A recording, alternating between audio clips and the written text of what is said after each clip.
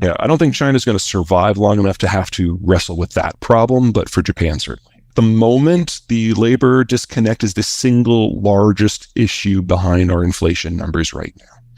Well, Gen X and millennials have been in the labor market already, so we're already factored into the math. Now, there's pros and there's cons, and that shapes a lot of things, but we are already in. The Zoomers are the ones who are coming in to replace the Boomers. And we have our largest generation going out, our smallest generation coming in. So right now, annually, that's 400,000 worker shortage. And that will increase every year until 2034, when it'll peak at 900,000.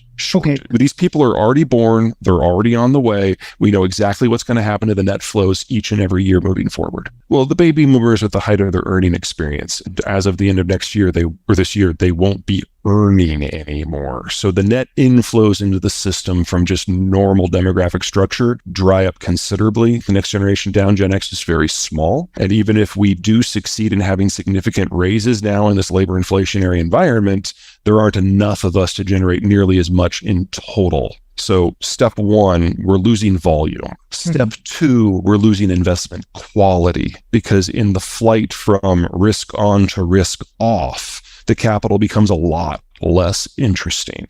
Sure, this is going to be broadly decent for people who want to be in the government and borrow, because that's the T-bill. That's considered the ultimate gold standard. And to a degree, that helps with the mortgage market as well, because mortgage rates primarily draw their guidance from the 10-year as opposed to interest rate levels. After that, though, you're entirely dependent on capital flight from the rest of the world.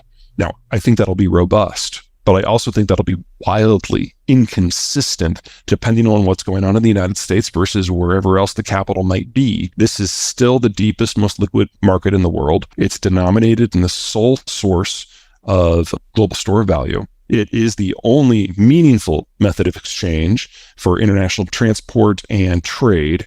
And the Japanese and the Europeans have basically signed on to a US dollar denominated system as part of the deal that generated the sanctions against the Russian central bank a couple of months ago. So if you're going to benefit from this in any way, the US dollar is the place to be, but you can't predict the inflows year on year of what's coming in from the European space or the Asian space.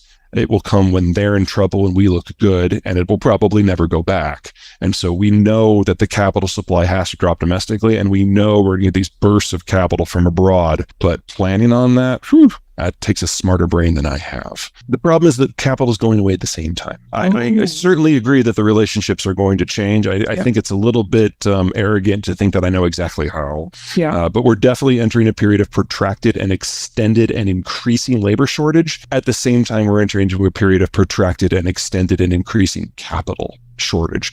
And just to make it a little bit more fun, China's collapsing against this backdrop. So even if we decided we were fine with a completely globalized supply chain, we still need to double the size of the industrial plant in the next few years with less capital and with less labor. And the millennials themselves will then be entering their late stage worker years. Well, they will gradually become the dominant capital providing class again. So for the United States, we have a pretty big needle to pass through here, and a roughly 10 to 20 years, it can be a little loosey-goosey based on what happens with the monetary system and the Fed in that time. But in that decade of time, the United States will go back to having what we would consider a more stable capital structure. And at the same time, when you get into the 2040s, the labor market will start reconstituting based on normal demographic factors, because the millennials' kids will then be entering the workforce. We'll be through this long winter of the Zoomers, but no one else gets to do that. Everyone else went through industrialization and urbanization either faster or more intensely than the United States did. A couple exceptions, but only a couple. And so for them, they're looking at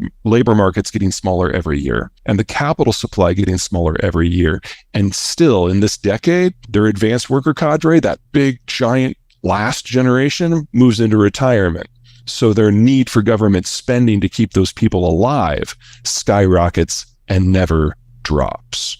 And that is very problematic for places like China, Japan, Russia, et cetera. The Chinese will throw a bottomless supply of capital against anything in order to make sure that people have jobs. It doesn't matter if there's a product on the back end, really, as long as the people are working. So everything that people say about the U.S. Fed is actually true to an order of magnitude higher in China. So the U.S. dollar is the global currency. It's the medium of exchange. It's the store of value. It's the lubricant for the number one economy and 2/3 of the top 20. The yuan is used just in China. It's not internationally traded, and they regularly expand their money supply by 5 times as much as we do. And at most times in the last 10 years, the yuan supply has been twice that of the US dollar, even though it's just not exchanged at all. So their financial system is its own thing. And to think that this is going to continue in perpetuity is being really creative with your math. They get their energy from a continent away. They don't have a navy that's capable of making that far in force in order to secure their own supply lines. Yep. So China is the country most dependent upon the U.S. Navy to keep the lights on. In manufacturing, their demographics have aged so much already that China is no longer the low-cost producer for any manufactured product. There is not a product that the Chinese make that cannot be made in North America at a lower price point. Now, you have to build the industrial plant first. So I don't mean to suggest we can flip a switch and it's all here tomorrow. But it does mean that anytime there's a hiccup in the Chinese system for any reason and somebody relocates, they never go back because it's better with a shorter supply chain, with less energy, with less transport, with more efficient labor closer to home.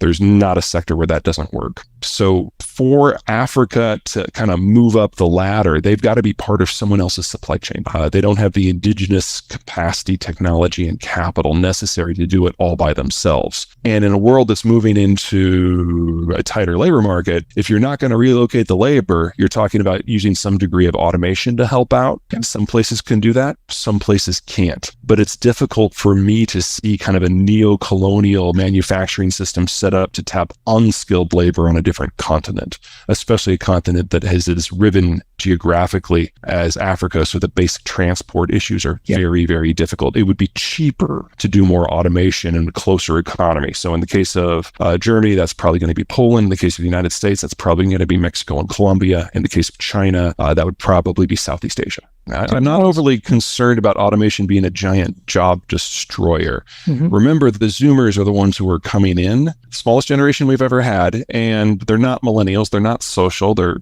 antisocial, and they're very loyal workers. They're very nervous people because they were raised by Gen X to be told that the future was a dark place where you will have no power, because that's what it has been for us to this point. And because of that, they're very loyal workers. Once they get a job, they cling on to it like their life depends upon it. But they're antisocial. They want to work remotely, preferably in a closet, preferably coding. These are not line jobs. These are not public service jobs. This is a very specific subset. So, if you're in San Jose and you need a bunch of coders, great. Your workforce is covered for the next 20 years. You need them for anything else? Yikes. So we're going to need automation, not just because we have fewer workers, but because the workforce of those fewer workers is very, very different from what we have had for the last 40 years. So we have to have it. On the flip side, automation is one of the most expensive things you can do. It's expensive to develop, to operationalize, to install, and people always forget about this step, the most expensive of all, to keep it updated. That takes capital. We're not going to have as much of that.